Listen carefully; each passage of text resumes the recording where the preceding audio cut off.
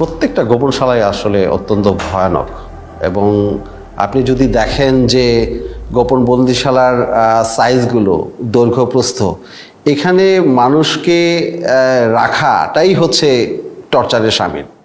এখানে যারা আসে এখানে আসে এখান থেকে লোক নিয়ে যায়, কোথাও যদি ট্রান্সপোর্ট করে যে ঢাকা থেকে লোক নিয়ে অন্য কোথাও পাঠাবে, এখান থেকে 4 জন 2 জন এখান থেকে নিয়ে আমি এরকম একবার 3 জন লোক নিয়ে এসে ট্রান্সপোর্ট করছি হোটেলকে, একবার গেট দিয়ে ডুবে সাথে হাতে বাম পাশে না হাতে ডান পাশে হাতে, আমি যদি এদিক ডুবে হাতে ডান পাশে।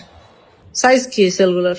টয়লেট টাইপসের টয়লেট স্যার, মানে একটা টয়লেটের দৈর্ঘ্য প্রস্থ 3 ফিট বাই 8 ফিট স্যার, এরকম লম্বা, লোহার গেট লাগানো স্যার, সিকিউরিটি লাগানো। Look at how tiny this room is, and it's still divided into 7 different cells. Look, I'll just come into this one to show you how small it is.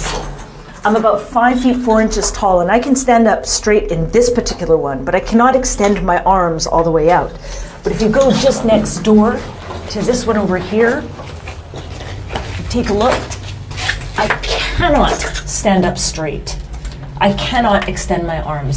And imagine that people spent weeks, months, or even years in these cells.